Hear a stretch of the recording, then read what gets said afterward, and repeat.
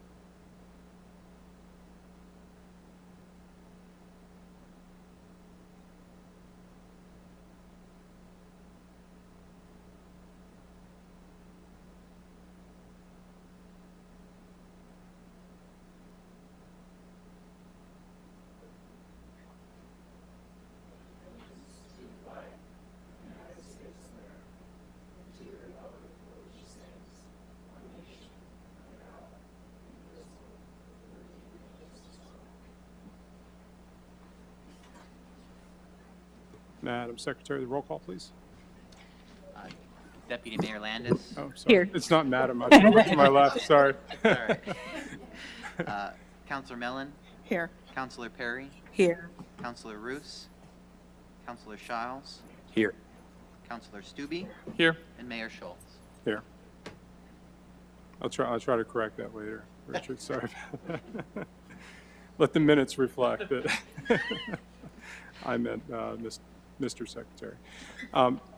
This is an opportunity for citizens and visitors to be heard. We'll start with the presentation this evening, and that's on the Bedford and East Streets traffic calming by Jeff Bergston, and then we'll do I imagine there might be some public comment on that, and that'll allow more fully informed public comment, and we can roll right into our standing public comment. Very good. Thank you. And good evening, everybody. I appreciate this opportunity to be able to share with you a status update on the Bedford and East Street corridors traffic calming project. In terms of project refresher, it extends from North Hanover Street to the north down to East South Street to the south. And as a reminder of why we're looking at these two corridors, it is developed due to some of the complaints that we've received regarding speeding. Since there are two lanes in one direction, we even received complaints regarding vehicles and motorcycles racing each other. So we hired Dahlwood Engineering to help us evaluate these corridors and develop proposed traffic calming improvements that will discourage speeding. Last year, we had an East Side Neighbors Town Hall meeting where options were presented and we received feedback from the attendees. We had two parking options that included reverse angle or back-in angle parking, as well as traditional parallel parking. And the parallel parking option was preferred. We had two bike lane options, one adjacent to the travel lane like we have on Hanover and High, and one parking protected option where the bike lane would be adjacent to the curb, then there'd be a buffer zone, and then the parking lane. The parking protected bike lane option was preferred there. The intersection where Bedford meets with East is not a standard intersection due to the geometry, and so the preferred option there was a modern roundabout. So after the East Side Neighbors Town Hall, Dahlwood revised the concept plan to incorporate that good feedback and then provided options for how to construct the improvement concepts. Option 1 would be striping only, similar to the road diet. Option 2 would add some quick build items, which I'll explain in a bit. And then option 3 would be the full design with more permanent features using concrete and asphalt.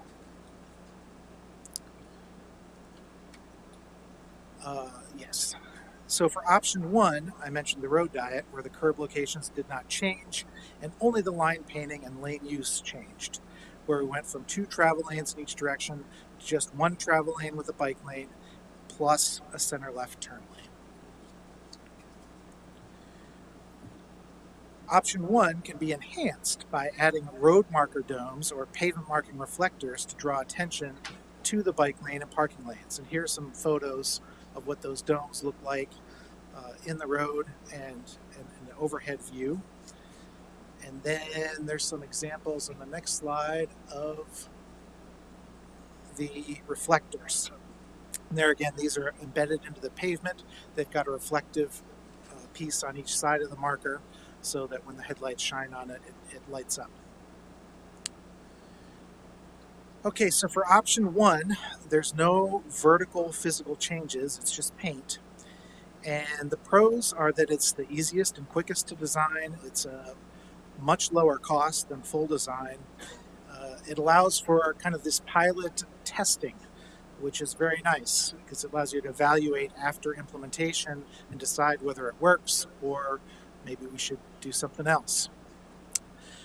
It's also potentially eligible for the use of SS4A matching funds, but I'm going to downgrade that one a little bit because where we thought that might come from was through this group application, and Lower Paxton Township has not received their notice, and we've already received the next round of SS4A funding. We got approval on that, so I'm not sure what's going on there.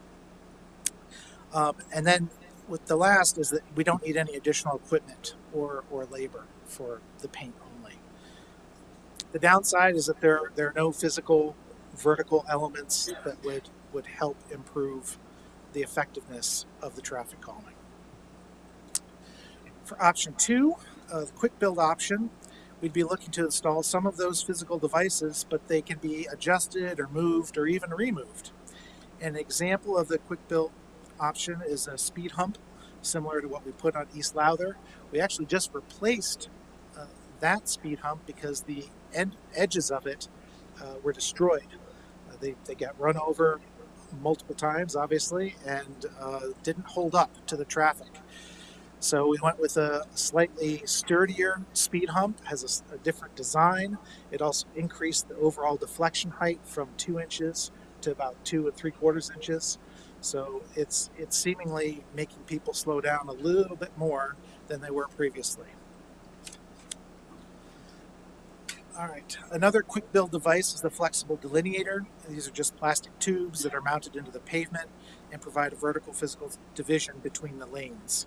And they're pretty effective with that visual barrier. They don't provide any kind of structural barrier. If a car were to run over it, that would be a problem, but they're definitely easier to see, and they're more effective at keeping cars out of that lane. And for temporary curb or quick curb, it's also been used to delineate a bike lane or create a bump out. That's how those items would be used. While this option 2 quick build design is more expensive than option 1, it's still far less costly than option 3. Like option 1, this option allows for testing and piloting, plus it provides a little better separation between the areas with the vertical elements that are easier to see. One downside is that if we were to use flexible delineators or quick curb to separate the bike lane, we then would need to get special street sweeping equipment that fits into the more narrow bike lane. In addition to the equipment, someone would have to operate it, so there's that cost as well. On to option 3, the full build. It'd be similar to what was done as part of the Carlisle Connectivity Tiger Project at B Street and Fairground Avenue. Full construction using concrete and asphalt would be implemented. And if we go to as previously stated, option 3 is by far the most expensive at $2.4 million. It would be effective and would last the longest. Also, with permanent bulb outs in place, there's the potential to help out with stormwater runoff a little bit by putting in some soil and plants in that area, similar to a rain garden.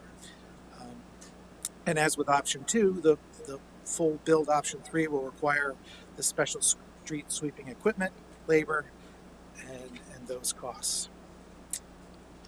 All right, so what do these things look like? And just as a refresher, these were shown at a previous council meeting last year, but I thought it'd be good to make sure that we're all up to speed on what those improvements are. So, for the East and East High intersection, these bike boxes provide an area for bicycles to get in front of the cars to make a left turn. And this particular improvement could work for any of the three options. Another example of a traffic calming measure that would only be part of option 3 is the raised intersection, as it requires physical ramping up of each of the legs into the middle of that intersection. And while technically the chicanes can be constructed with paint, we know without any kind of physical deflection that it won't be as effective at slowing all motors down, as vehicles could just drive over the painted lines. And the improvement at the intersection of East and Bedford would only apply to option 3. This intersection is challenging due to the geometry, and again, the preferred improvement was a modern roundabout. Here's a bike crossing at the railroad tracks, and other than the bike lane itself, this bike lane crossing doesn't help with traffic calming per se, but it does show that it's a 90-degree crossing of the railroad tracks, which is both safer and actually required by the Federal Railroad Administration. And lastly, the examples of speed humps, they would apply to options 2 and 3. Just as a side note, in some of my research, I stumbled across in London, they actually painted some speed humps as like an optical illusion. I don't think it would be great to propose that here. I didn't see any long-term effects from that study, but we can forego that and go with the real deal. Okay, so for the cost elements breakdown, as you can see on the table, option 1 is the least costly, and option 3 has the highest price tag, which makes sense because paint is less expensive than concrete and asphalt. If we went with option 2 or 3, where physical changes are made to the roadways, the borough would need to provide special, smaller size street sweeper equipment to fit in between the flexible delineators and the curb. With just paint, the borough can use their existing equipment for street sweeping, as there should be no parking during that time. But we also wanted to look beyond what the construction and purchase costs would be and calculate the longer-term maintenance costs. In addition, we want to think about what the cost would be if we started with option 1 and then wanted to move to the full build option 3. Would it be a complete do-over, or could some of the construction be retained and save at least some of the costs? In this case, as you can see on the table, the line paint is actually a part of all 3 options. So if we went with option 1 as a trial and then decided after a few years that we wanted to make some of those improvements permanent, then there wouldn't be a whole lot of cost lost, because we'd probably want to repaint many of those lines after 6 years anyway. So for the comparison summary, our goal is to provide traffic calming solutions that are good long-term value. Option 1 is the lowest cost and the maximum flexibility. Option 2 is also a good trial, and some of the items could potentially be used at other locations. And option 3 would be the full build, but the most costly to construct and to revise if we wanted to change things around. In the just last month at the July East Side Neighbors meeting, we presented this same material and had a great discussion that resulted in the following takeaways. They still very much like the parking protected bike lanes. They voiced their opinion that the speed humps would be an effective way to slow vehicles down over just paint alone. There was a request for full width green paint in the bike lane if it's not too much extra cost. And they decided that the painted chicanes would not really be effective. Plus, they take away parking, so they didn't like that improvement proposal. They really did like going down to 1 lane of travel, because the 2 lanes would eliminate, or by going to 1 lane, you would eliminate the racing. And they also, one gentleman asked if a speed table could be installed at the intersection of Penn and Currs and Bedford, where we have those other improvements. We had a vote for each of the three options, and not surprisingly, the majority of the vote went to an option not on the table, which was a combination of option one plus adding in some speed humps at key locations. It was noted that the third option did not receive a single vote. So the next steps are to take feedback from this meeting. We'd like to potentially present a vote on options one, we'll call it 1.5, which is the paint plus the speed humps, or two at the September workshop meeting, and then we would move forward with Dahlwood for design. And I did want to just put that note in there that regardless of when the design is completed, the construction of any of these improvements would not start until after project one is completed, since they'll be used as part of a detour as well as just locals use them to avoid the congestion in the construction area. So that's what I have. Are there any questions? I assume there'll be a couple. Any questions? I did just have a question. So I was at the meeting, but then obviously had to leave a little early, as you know. So I missed a lot of the discussion on this. One of the items I was curious about is just kind of the proposed design of the roundabout at the intersection where Bedford and East meet. Was there discussion around that, or was that kind of like bulked into that discussion of option three where it wasn't the preferred option? And I mean, I do understand that, like, you know, going with option one, option two, option 1.5, then there's always the opportunity to progress in the future if, you know, there's that desire to add various other improvements. But I was just curious about that. Oh, it's a very good question. We didn't specifically address separating the roundabout from the rest of option three. We just kind of lumped it in all together. But I doubt, given that there was interest in moving forward with that roundabout, I don't think that it would be. I'm actually guessing at this point, but I don't think that it would be bad to move forward with that in parallel, if that were desired. I had a question about the railroad crossing for the bike lane, because I know we had a discussion about it before about whether or not we really had to do the did you say 90-degree crossing? Yes. Because in the design that we see, that angled crossing that crosses the railroad track correctly, then it proceeds in the next portion of the street where the bike lane is no longer parking protected. It does. And so is there any way that path could curve back? I know it might take a few parking spaces away past the train tracks and continue as a parking protected bike lane. Yes, in So the to next keep block it would be continued as parking protected, but for the remainder of that block, you're correct. It's on the travel lane adjacent side. Any other questions? Go ahead. Yeah, I guess Charles. one thing I would like to see with this is some of the temporary measures at the intersections, because that's where we have the most conflict between different types of road users, be it pedestrians, cyclists, and they don't have to be the flexi posts. I feel like they get beat up all the time, but if there's something that is compatible with the street sweeping equipment and all the other operations that we need to conduct on the street, that would be, I think, really appreciated and useful and effective. So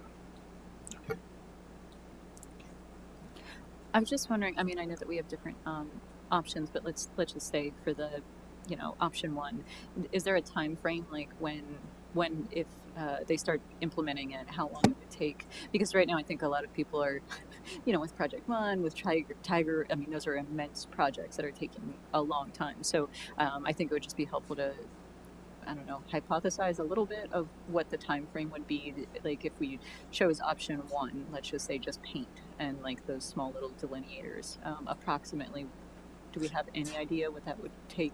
Yeah, so Time-wise? the design for options 1 and 2 would take approximately 4 to 6 months, and then the construction, it really shouldn't take that long. I'd say 1 to 2 months at most, because it's just painting, and usually that can be done pretty quickly. Um, in terms of option 3, the design is 12 to 15 months, and probably more than one construction season. So it would take a while. Any other questions? Okay. Jeff, can you, I couldn't tell exactly from, I'm sure I could do some math and maybe figure it out, but from, on those streets from the edge of the park, the lane side edge of the parking stall to the other parking stall, how many feet do we have there? Oh yeah, so I have to do the math as well, Yeah, because it's about a 5-foot bike lane, and then we've got I'm sorry. I mean currently. The two lanes, how wide are the two lanes right now? I'm going to say roughly 12, 24 plus another 16, about 40 feet. 40 feet for the two, so each lane is 20 feet? I'm sorry, wide? curb to curb is 40 Curb to feet. curb, yeah, I'm talking about the lanes, the driving lanes themselves. Yeah, they're about 12 feet. 12 feet, okay. There are some parts on Bedford where I know it's a little narrower. Right, okay. All right. Okay. Yeah, well, I think we can roll into public comment on this, and then we'll roll into public comment. So, Mr. Smith, you had your hand up. If you want, yeah. Yes. We need you to go to the podium, yeah. And we know who you are, but we'll need Yeah. name and address. You know the drill. I'm identifying myself. I have to re-identify myself. My name is Don Smith. Most people know me as Buck. As you know, I oppose this plan. I have no problem getting around this town on a bicycle. I have yet to meet someone who has. It's easy to ride around this town on a bicycle. Dangerous, but you can still get around. You have to be careful. The trouble with the traffic is people are not watching their speed limit.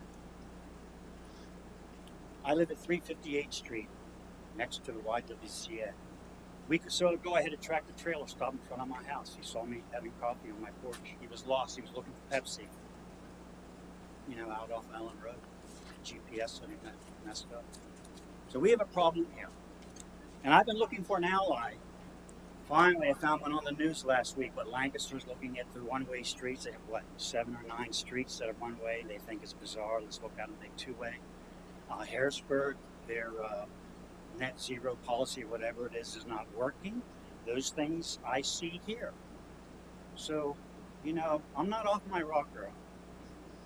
We need to this is the waste. 40-foot street, and you're going to make it one lane when we're in the center of the valley. We're trucking industry. We have huge warehousing, and we're making it harder for trucks to get to and from what they need to do. We have 2 of the biggest interstates on the whole East Coast. They pinch at Middlesex, and they pinch up here at 465. We need to bring them together. Look, my transportation plan started when Carlisle Events bought the Maslin site. They invited people here. What do you want? I said commuter rail. We got a skate park. What else has that happened in this town? But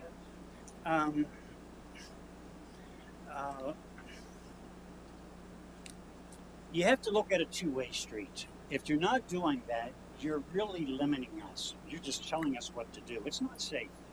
We need to get trucks through this town. And until we do, then we can go back to this plan. When I was here 12 years ago, and when I brought up commuter rail, the engineer said maybe in the future. I think this is a plan we can look at in the future.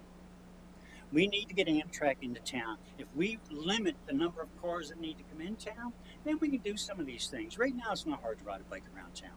You're wasting money. You want to calm traffic down? Make it a two-way street so they can't drag race. You want to stop people from flying through the intersection? 4-way stop. The other sister streets, the other corners have 4-way stops. They're not just green lights, people trying to beat the light up and down that hill. Spring Garden Street and East North Street, you could put a 3-way stop there tomorrow. Benefit everybody. Put your name on it. This plan is not worth it. You need to look at a two-way street, please. Do a traffic study for two-way streets on East and Bedford. How many cars go up Northeast Street and then have to go up that narrow portion of Bedford Street, which is only 32 feet wide? And once they get up there, turn left. That tells you how many people are going up that street that don't necessarily have to go up there, interfering with all the neighborhood. When we're going up there, having to turn down that way anyway. East Street's a great street. It should be two-way. It's already a bike route. People, we see these bike route signs. We see the lanes. We can still get around. The last thing I want to do is ride on High Street, but you can. But these neighborhoods, it's nice to ride a bicycle around this town. This plan is way ahead of its time. Please do a traffic study for two-way street. We need to help trucks get through this town. Once we do that, then we can work with this kind of stuff. We need to work with 76. We need cars only at K Street, and we need some trucks down there at 465 Newville Road. That's where all the warehousing is. Thank you very much. Okay, thank you. Councilor Mellon? Thank you very much for your comment. I would just point out that Borough Council has absolutely no say on what Amtrak chooses to do or on widening the interstate.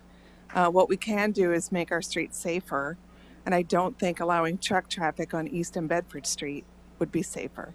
So thank you for your comment. It's not East and Bedford Street, I was saying. I'm making them two-way streets. We could get trucks through coming Claremont Road and North Street to Orange Street to 641 and get that bridge fixed on Orange Street. Okay? Now I understand the railroad like to change the elevation, but maybe you build a new bridge that the head will be so high. We can narrow that bridge. We need 6 inches. We don't need that bridge. Yeah. Trucking is important. All right, thank you, Mr. Smith. You step down from your public comment. I do want to reply though, and Councilor Mellon touched on a bit of it. I mean, you've added more to it. I don't think you understand the implications of some of the things that you're saying, and I think it would be helpful. We can't do that in this meeting, right? But I think it will be helpful for you to understand things like that rail overpass at Orange Street. What would be involved to increase that height? I mean, you should talk to folks at Norfolk Southern to understand that. We've had discussions about it. It's an immense expense. I think Councilor Mellon touched on the fact that the commuter rail and Amtrak is not something that's within our control. A lot of that's based on population density. To support commuter rail, you need about 7,000 people per square mile. We don't have that anywhere in the county. We're close to that in maybe Shiremanstown, very small borough of Shiremanstown. We're not anywhere near that here in the borough. But that's largely a county and state decision on commuter rail that we're not going to be able to move the needle on. So that's kind of a non-starter there. I think in your comments when you were talking about moving truck traffic, but talking about East and Bedford, I sort of came away with the same understanding of what you were saying, that you were expecting more truck traffic to come through there. So you've clarified that was not your intent. You did say you wanted to move more truck traffic through the borough. I think you talked to just about everybody in town who would prefer less truck traffic coming through the borough. We don't have control over the state routes. So those streets, High, Hanover, Walnut Bottom, 74. Truck traffic is going to go through because PennDOT needs the truck traffic to go through. And I feel like I sound a little bit like a broken record because I know you've brought this two-way street issue up before, but I'll reiterate too what I've said in the past. There are studies that say that two-way streets are more calming for traffic than one-way streets, but only in cases where the one-way streets are wide one-way streets without traffic design meant to mitigate speed along those routes. In this case, we're talking about traffic design to mitigate speeds along those routes. And two-way streets are much more dangerous for pedestrians than one-way streets are. Think about it. You're crossing a street. If you have to look two ways, those are two variables that you have to worry about. If it's one-way street, it's only one. So what we're trying to do is balance, one, what a neighborhood of folks from that area have said. that they want a reduction, and two, trying to make this borough continuously safer for pedestrians and bicycle riders throughout the borough. And that's what this project does, and that's what these options do. And frankly, Buck, I love that you have this interest in this, and I know your heart's in the right place, and I know your goal is very similar to where we want to go. I just think your solutions to that just don't marry up and get you to where we all want to be. So, okay. Is there any other comments from council? Okay. Any other public comment? You had your public comment, Mr. Smith. Thank you.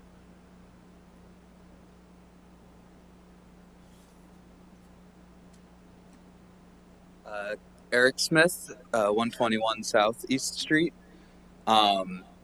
I was unable to attend the East Side Neighbors meeting because of my work schedule, so I'm really glad I made it for the presentation today. I'm really excited about this project and grateful for the work that's gone into it.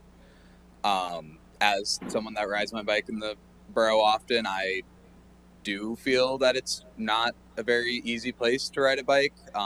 Some areas, depending on the time of day, certainly. But while we might see the bike route signs, most motorists do not. And even more so, I'd say this infrastructure is important for keeping pedestrians safe. I've had plenty of people complain to me because the market that I work at is largely conducted on public sidewalks about how many people ride their bikes on sidewalks in this town. And my usual response is, yeah, they're not supposed to do that.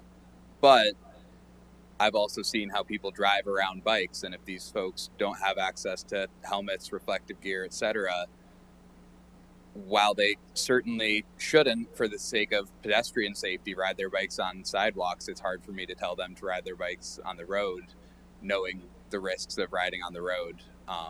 So I think this not only helps bikers and helps increase how many people can see biking as a viable option for them, but also helps pedestrians, also helps motorists by keeping what is in the lane of traffic more consistent and expectable. So I'm really grateful and personally love option 2 because my biggest concern as a biker, beyond what is already being addressed there, is that many motorists will not, when parking, will not really regard the bike lane as something serious they need to worry about unless there's a physical vertical barrier for them. And even with a wide bike lane, if we're swerving because one car parked this a foot further over into the bike lane than the next one that actually followed the rules, that kind of swerving again, it's still safer than being in the way of motor traffic, but it's not going to be as safe as just being able to ride in a straight line like it's designed for. So I think option 2 will, not only just by having that equipment, open the door to a lot more the expansion of options like this that I hope to see in the borough in the future, but also be the most effective in actually creating the changes that are needed on the bike side in addition to calming motor traffic.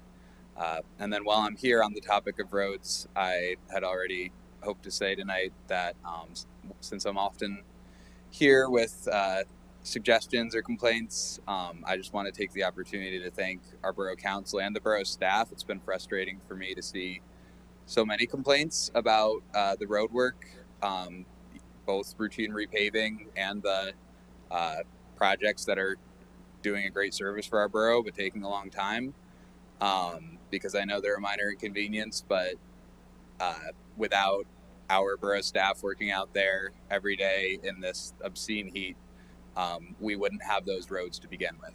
And so I'm really grateful for that. And also because talking to folks in other areas has made me appreciate all the more how unusual it is, despite the fact that it should be a right, to be able to speak and be heard so easily, and to be able to trust that our counselors are really listening when we speak at these meetings. So thank you. Thank you, Mr. Smith. Anyone else? Okay. Oh, we have somebody online. I'm sorry, Stephanie. She doesn't have a microphone, so I'm going to read her comment for Okay. her. It's Isabel Harmon from 115 East Ridge Street. She says the plan presented is taking into consideration more than bicycles. Pedestrians need to be considered. Please seriously consider 1.5 as a minimum and expand the project. Okay. Thank you, Stephanie. And Thank she you. also said ditto to the compliments that Eric gave. Okay. Okay. Thank you on both counts. Oh yeah. Mhm.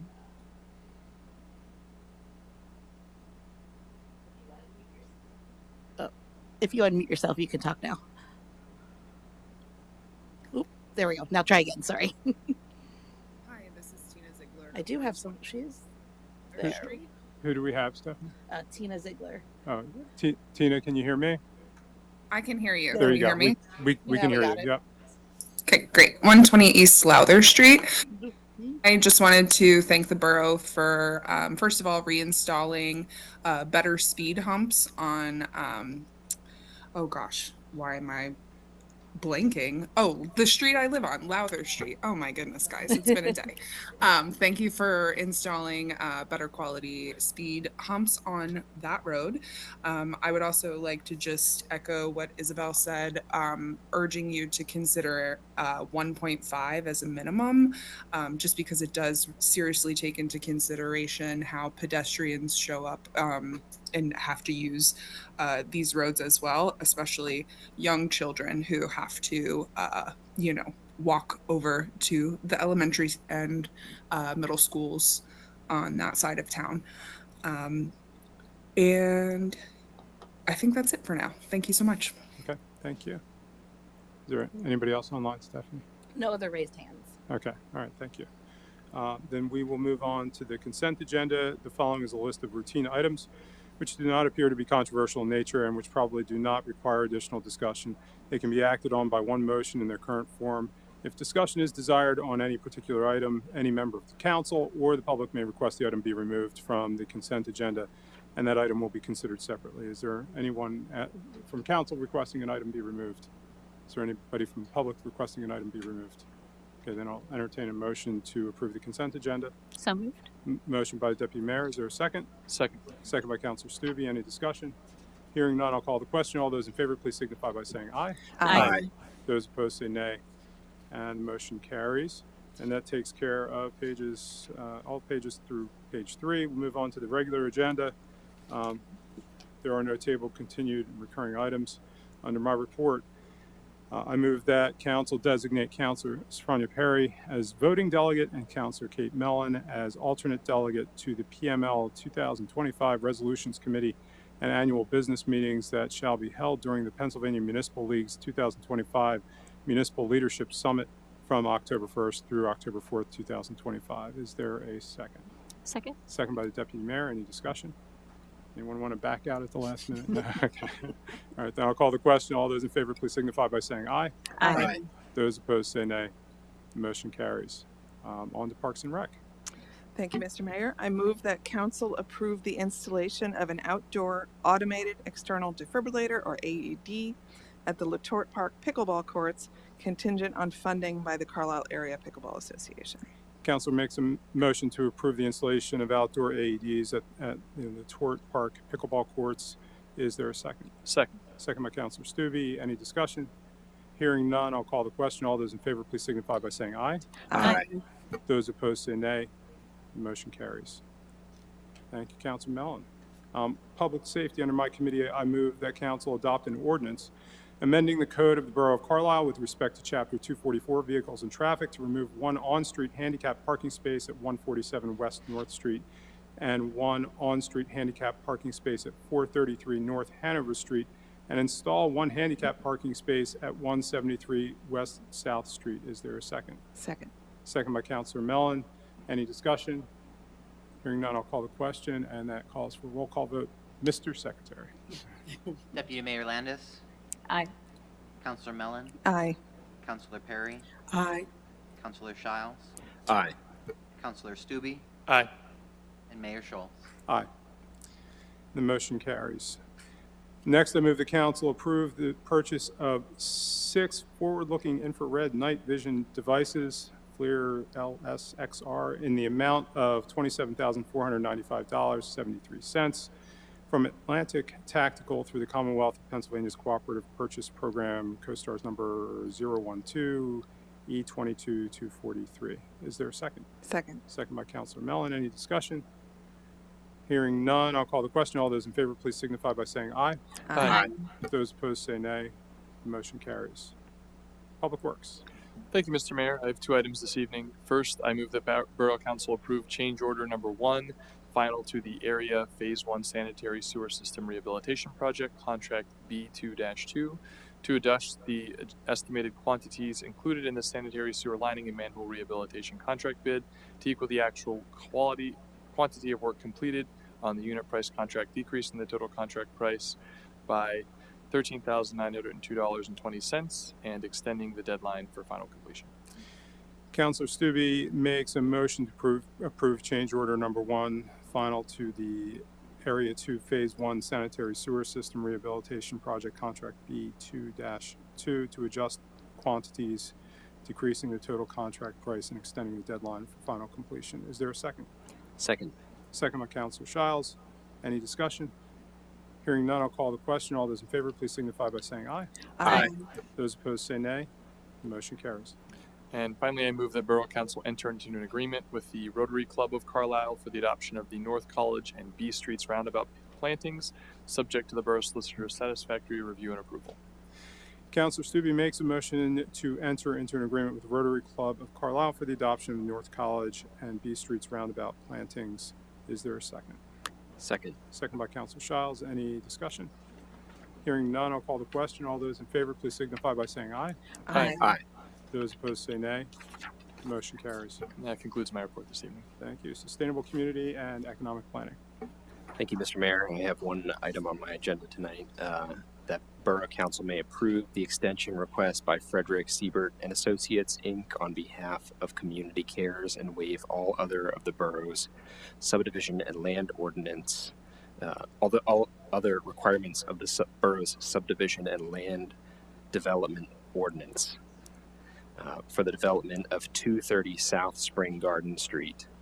The new deadline shall be November 14th, 2025. Councilor Stubbe makes a motion to approve the extension request by FSA on behalf of Community Cares and waive all other requirements of the borough's subdivision land development ordinance for the development of 230 South Spring Garden Street. Is there a second? Second. Second by the Deputy Mayor. And we'll note for those who have an agenda in front of them that there was a correction to the address to reflect the correct location of the project. Is there any discussion? Hearing none, I'll call the question. All those in favor, please signify by saying aye. Aye. Aye. Those opposed say nay. The motion carries. Thank you, Councilor Shiles. We'll move on to new business. There is no additional new business for Borough Council, but it's another opportunity for those in the public to address council on any matter related to borough government. Is there anybody wishing to do so? Oh, okay. I wasn't sure if you're going to walk out the door, Eric. You were done with us, but come on up. Not quite adjourned yet. Eric Smith again, 121 Southeast Street. I am back to continue my advocacy in the increasingly, but always urgent, increasingly important welcoming ordinance that was proposed several months ago, and we were initially told should be through the legal review process and ready for presentation by June. As federal immigration authorities massively expand their hiring and the intensity of their operations, including with a significant error rate that there has been plenty of reporting on, we have plenty of evidence that it's not just criminals being targeted now. The majority of folks in federal immigration detention do not have criminal charges at this point. I am once again really hoping we can see that before the council soon. While it is far from a foolproof barrier, it would be one more layer of defense for our immigrant and honestly looking at the reality around the country, just non-white neighbors in general. And especially at a time when I had the pleasure last week through my job of attending the U.S. Army War College's Welcome Expo and meeting many of our newest neighbors who I really hope are able to feel safe here in a new country. And even with a hostile environment to immigrants generally across the country right now, I really want to do everything that our community can do to say we're glad you're here and we welcome you. And also for people to have that practicable measure of safety where there is they can trust that if they're interacting with our borough police that is not going to lead to any while we know you've stated that it already is true in practice, having an ordinance on the books that confirms and codifies and publicizes that our police will not collaborate beyond the extent required with federal immigration authorities would add serious protection for those individuals as well as peace of mind so that they can safely interact with our officers. Thank you. Thank you, Mr. Smith. And I'll give an update the best I can. If it needs to be supplemented, feel free to supplement. We were hopeful we'd have the updated ordinance, and I understand there's a review of the civil service regulations too. Was that included, Borough Manager? Was there any look at the civil service regulations? That was on another matter. So. That was all. Okay. All right. Thank you. We've been told by it's our labor and civil service counsel, legal counsel that's doing the review, not Solicitor Brenneman. That we should have that within the next week, right? And so we should be able to take it up at the workshop meeting in September. If that should I say promise is followed through on in the next week. Yes, he should be delivering it by next week. He Okay. was working on it, as a matter of fact, today as well. All right. Did you make him pinky swear? Is it okay? So we should have that. We should have that in September. And I'll just say that I actually inquired just the other day about this because I knew that it was not coming forward as swiftly as I would like either. I will say though that in the even though it would have been wonderful to have it on the table to vote on previously with other executive orders that have come through that are also putting pressure on the municipal aspects, and I don't know legally how to navigate those. Some of those questions are also at least we're already engaging with our council, and so we can better understand how those could impact us and anything else that would be important to know about our staff. And so at least the delay has allowed us to know what other things are maybe coming at us that we need to be aware of. Thank you, and thank you for staying engaged on the issue. So one thing, is it possible that I understand that it'll come to us, council, but is it possible to send out what it looks like in advance of the workshop meeting so people aren't reading it, or we don't have to read it here and everyone because I think it's better when folk can be more informed and have thoughtful questions, if at all possible. Well, I think that will likely be at the discretion of council after conferring with your special legal counsel. Okay. And I'm sure that he will take a position on that and help guide you through that process. Okay. At some point, a draft ordinance has to be made public. Right.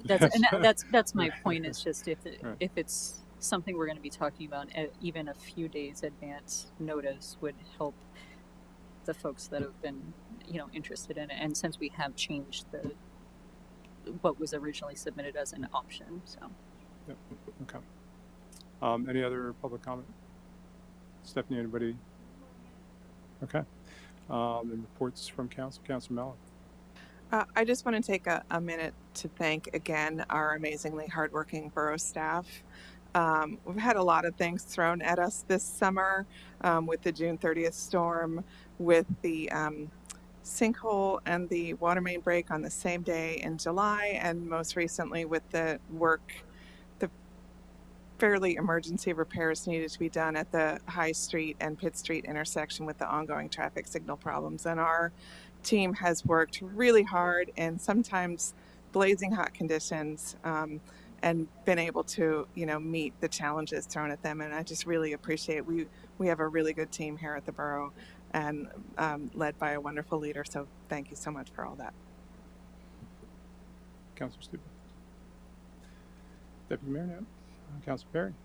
I wanted to do the same thing, to thank the staff for the work that you've done over the summer. I know it's been a lot this summer that we've been hit with, but seeing you all and then hearing from people, hearing from residents about how well you have been and how you've made the residents feel, when they've seen you. I also wanted to do, and I know you're not going to be happy with me calling you out right now. I know it. And I would apologize, but I'm really not sorry about it.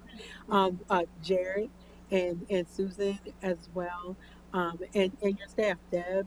The work that you have been doing at a new community garden across the street from Memorial Park has been amazing.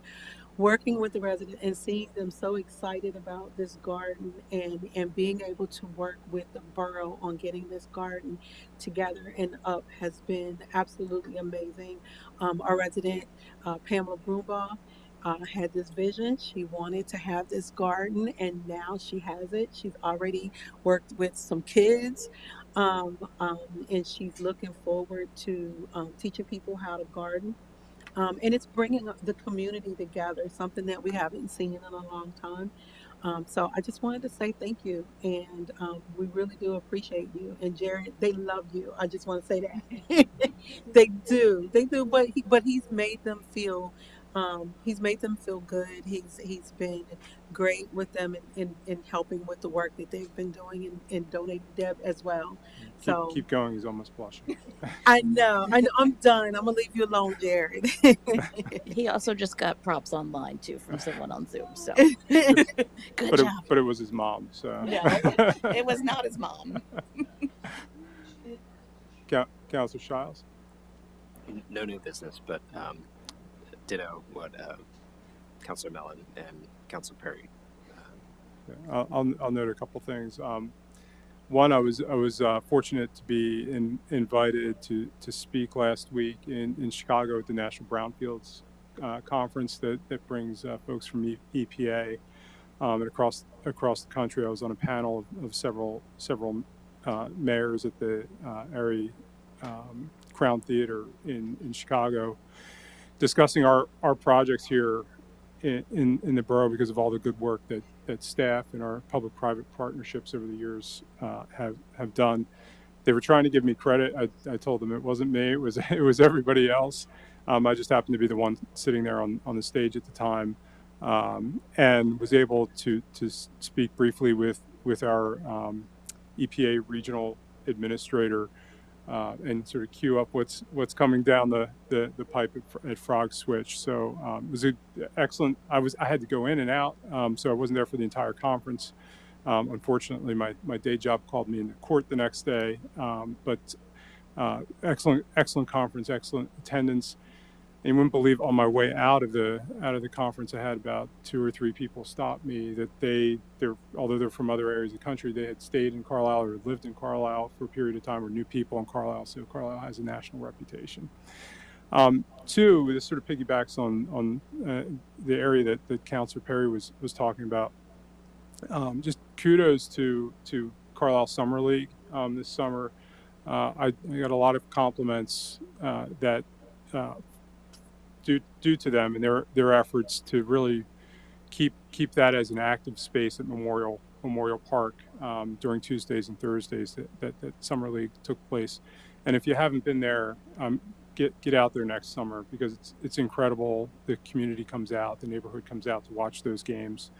In fact, one of the municipal managers where I'm a solicitor came out and loved it. Again, we're creating an incredible example, and I think we need more of that at Memorial Park in particular, but throughout our parks and throughout our boroughs. And I'm not just saying that because the team that my firm sponsored and my son was on won the championship, the 14 under championship. Although my son was disappointed that he didn't score a basket, but he had a shot and he passed it up for a better opportunity, so he did the right thing. But it was an awesome time every Tuesday and Thursday, and then championship Saturday. Yeah. Does the borough manager have anything for us? So I thought I'd give this opportunity over to Chief Landis, and while I could do the shout out, I think the amazing work that you and the officers performed yesterday during the child abduction. You know, it was seamless and very much appreciated. I don't know if you'd like to add anything on that, Chief. Madam Manager, to Mayor and Council, it wasn't just the police department, but also I've got to throw it to Stephanie. I called her up and said, Stephanie, I need a code red. And, she jumped on it. But what I also saw was young officers that didn't know or were still going to be off saying, hey, I'll stick around. I'll do this. I'll take care of that, which was pretty incredible. Just the idea, and the police in another jurisdiction cared enough about our case to take it and make sure that this child was safe. Our most precious valued commodities are children, and the fact that these guys went out of their way. We could see these guys working to try to do this. The teamwork was just absolutely incredible. I'm sure that the manager is tired of hearing me brag about the good things they do, but it was just incredible to see them there working together, trying to figure out stuff. And I'm yelling at them, put a comma in there. But that's another story. But they were just absolutely great. So thank you very much, for that recognition. And those guys deserve it, up to including Stephanie. Our borough staff was just great. Thank you, Chief. Anything else? Okay. Solicitor Brennan? Okay. All right. There's nothing further. We are adjourned. Thank you all.